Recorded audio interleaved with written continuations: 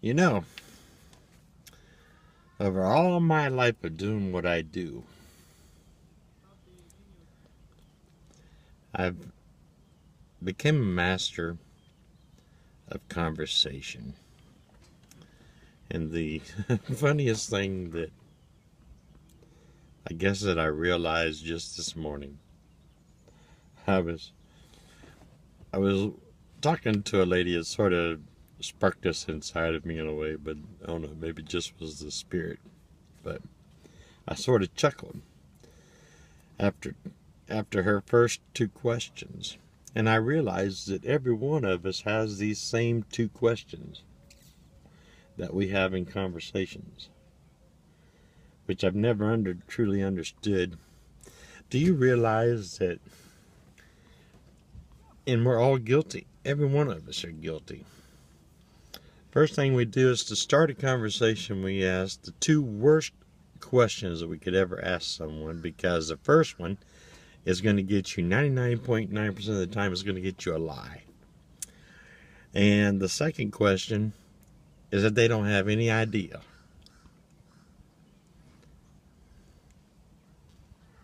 Now think about these questions. First thing you do is when you come up to greet someone, "Hi, my name is Jim. How are you today?" Now think about that question. Because of life and the way that we were brought up, 99% of the people out there will tell you, "I'm fine. My name is Jane," or whoever. "Doing good. My name is John."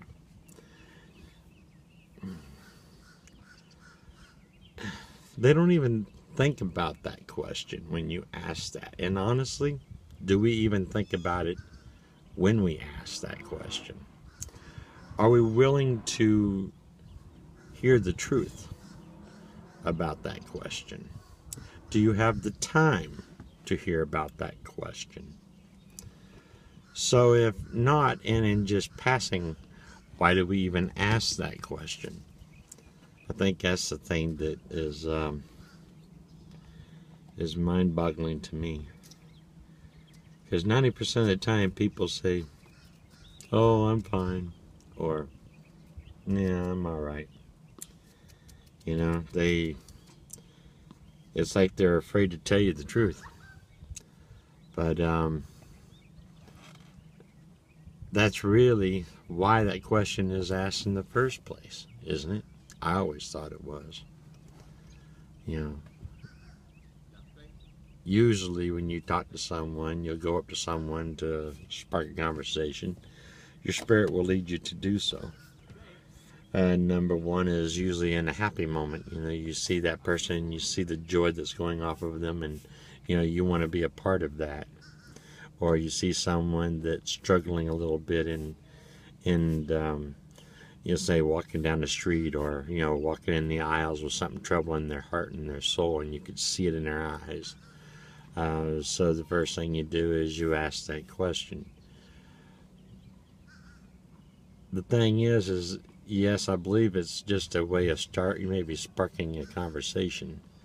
But have we ever thought maybe our spirit is supposed to address these beforehand? Maybe let's say you're having a hard time seeing, maybe this little old lady walking down the street or walking across the street, trying to get into the grocery store, and you can see that she's struggling, having a hard time with that. Do we go up and start a conversation with her, saying, "Hey, how are you doing today?" Or do we simply walk up and say, "Ma'am," reach your arm out like a Boy Scout, reach your arm out and says, "May I help you across the street? You look like you're struggling, and I would love to offer my assistance."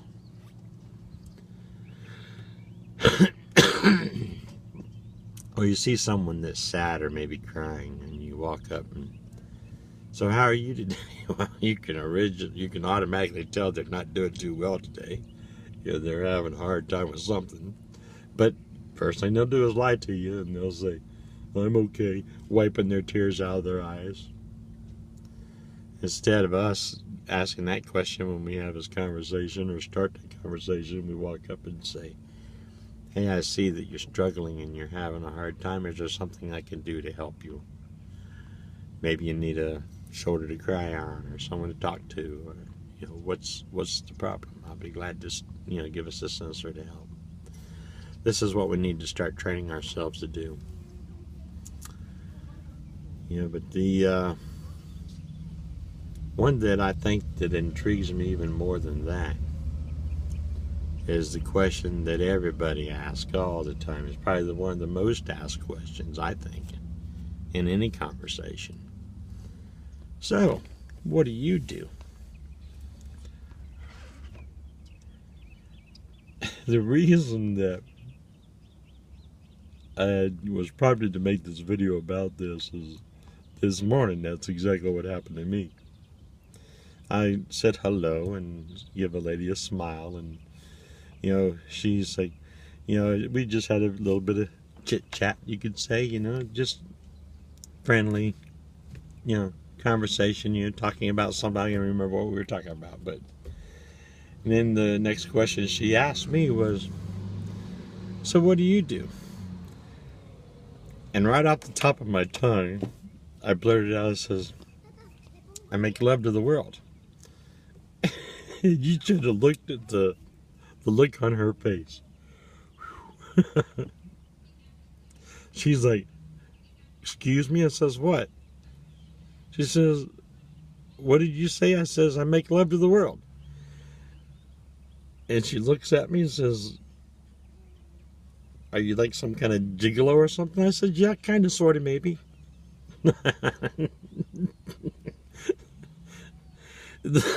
She says, so go on and define that if you may. I said, just how do you do that? I says, well, I find people that are lacking love. I find out what kind of love that they need, and I answer that service, whatever it may be. And she's like, that just doesn't make sense. Says, do you make a lot of money at that? I says, life's not about money. Says, money doesn't control the world. Love controls the world. That's why I make love to the world. I'm giving people the most valuable gift I can give them. And we started talking, and, she was trying to, you could tell she was very interested in trying to pull more out about this information, And she's just like, so what kind of love do you think that I need? I said, I haven't made that determination yet. And she's like, well, I thought you did this as a profession. I says, I do. She says, how do you find out? I says, I usually ask. Or in long conversations, I usually observe, and then I can tell what they need. But I've had a lot of people, even in the ministry, the church members, the people that say they want to try to help me and all this first, this thing. And the first thing they do is say, so what do you do in this ministry? What do you do in the prayer van ministry? Do you feed people? Yep. Do you house people? Yep. Do you give people rides? Yep. Says, well, so what do you do? Define your ministry. I make love to the world. That's all I can define it as.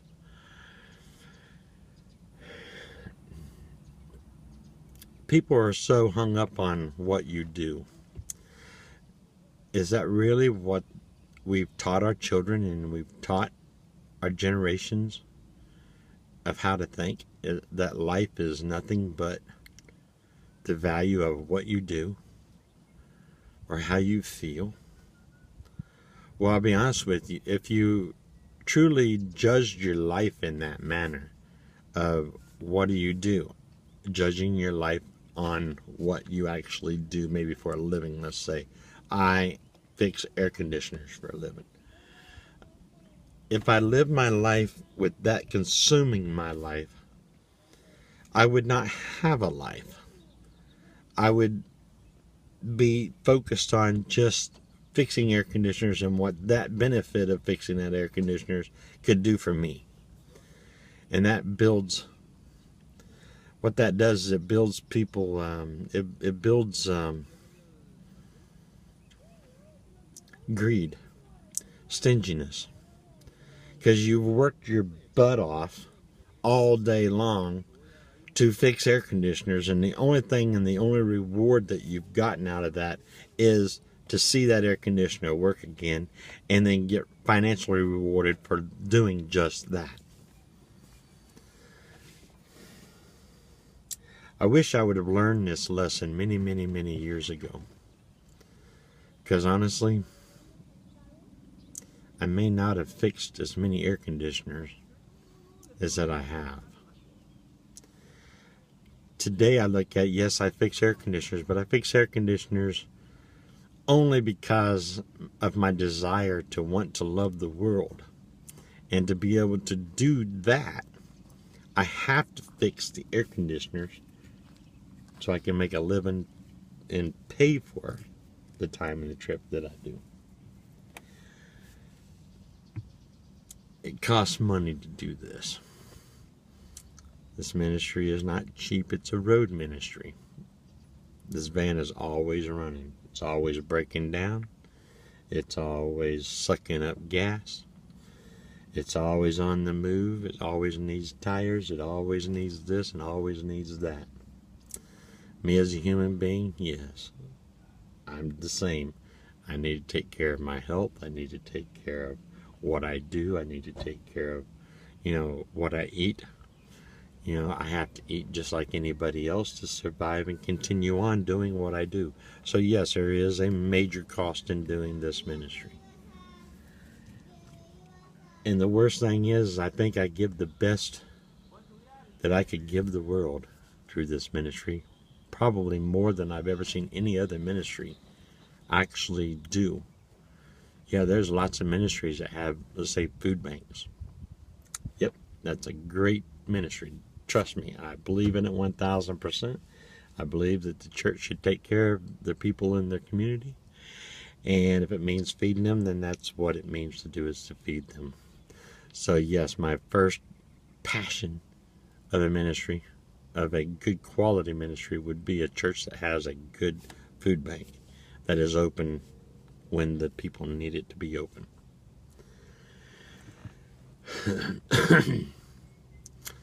But I look at ministries too in a way to find out, what do they actually do? Let's say you're a singing ministry. I love to sing. I do. Yes, I do that as a ministry as well. But the question is how am I serving the people? Well, in singing, you bring the spirit and you put the spirit of the room or the audience in the same path of the same thought, the same feelings, whatever it might be, but you're directing them and you're lining them all up in the world, to see the same direction.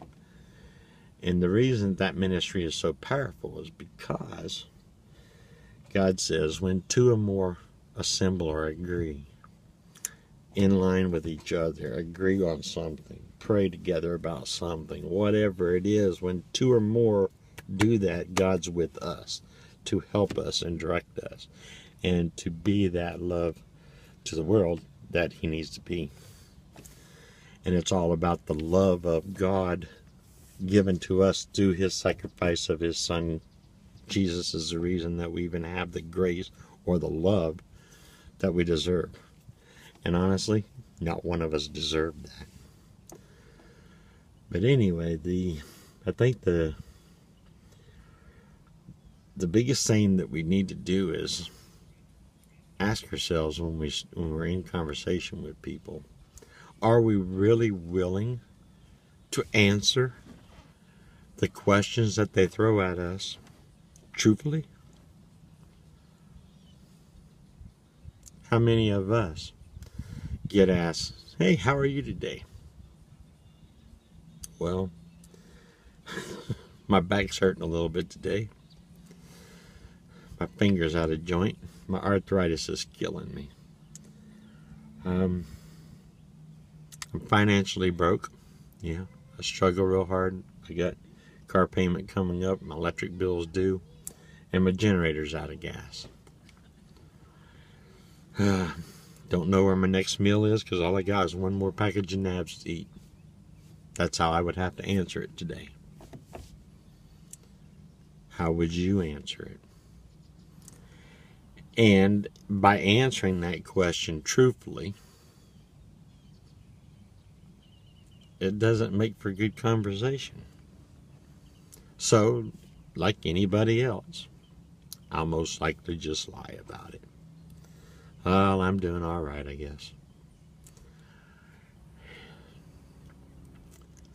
And that's really sad. Because, that question deserves truly to be answered properly and with heart and compassion. But then also, if you're willing to ask that question, how far are you willing to go to answer the needs of whatever they say?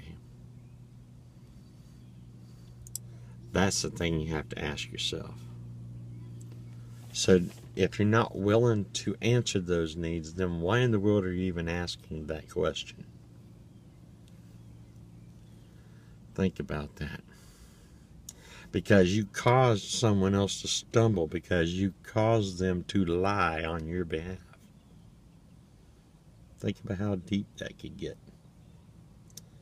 So when you think you're all perfect and you're all straight, that's when God shows you just really how evil you really are.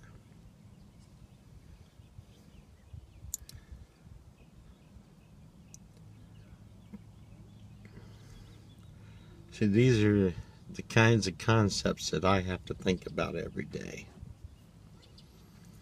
And this is how deep that I get into thought about different subjects and different things in life.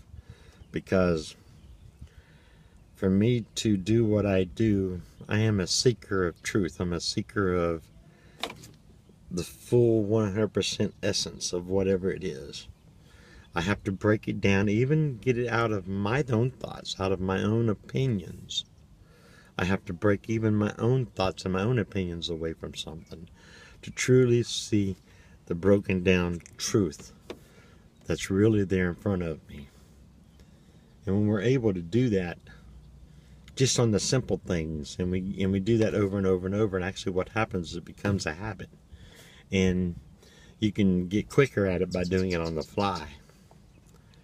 And what I found is when I did that and when I do that is it keeps me sharp. It keeps me in tune. It keeps me online. That way when people come up and ask me these kind of questions, I know how to answer it for them. My goal is to love the world. And I can't say that I love the world if I'm not willing to help that world in whatever their needs are. And if they say, well, I'm about ready to lose my job because, I ain't got transportation to get back and forth to work. My car died and it had to be towed to the junkyard. Well, I pray about that, and if God blesses me to say with a car over here that Joe has and he's not using, and I know he's not using that car, and I say, hey, Joe, you want to sell that car? I got a few $100s I can throw at it maybe, or I do it as a ministry, and people come up and they know I do that as a ministry, so they'll come up and say, hey, Jim, I got this extra car. Instead of trading it in and getting nothing for it at the dealership anyway, let me give it to you because I know you'll make it good for somebody else and you'll give someone else a life-changing experience, which I have many, many, many times. One thing I've done with this ministry is I've given a lot of cars and trucks and RVs and you name it, and trailers, and you'd be surprised at the stuff that this ministry has passed through their fingers.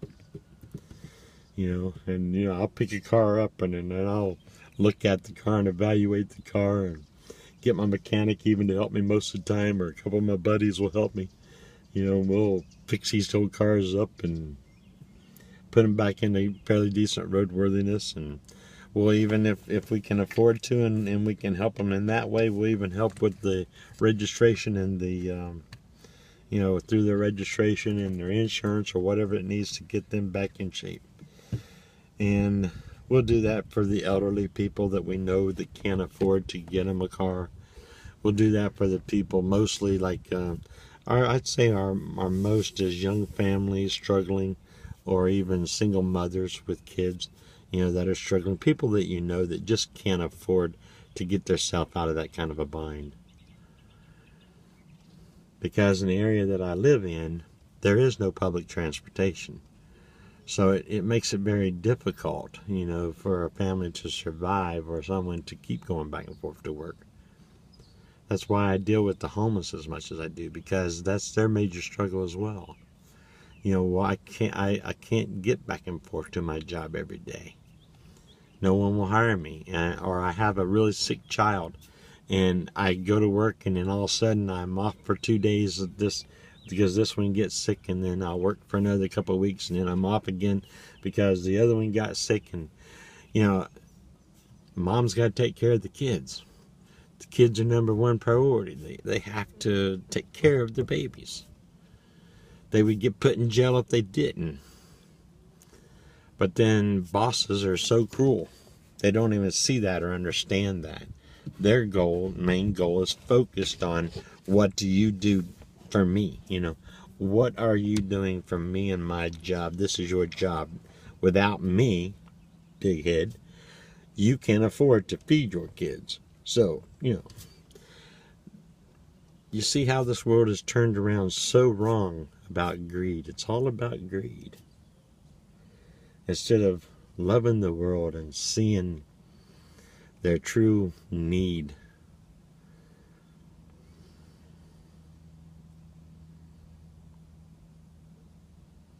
I hope this conversation helps you in a way to where maybe you could, who knows, maybe you could help me do what I do. You're more than welcome to. It's always loved, always expected, it's always accepted. But the biggest thing that I hope you get out of this is maybe you can also change your own heart and look around you and your neighbors.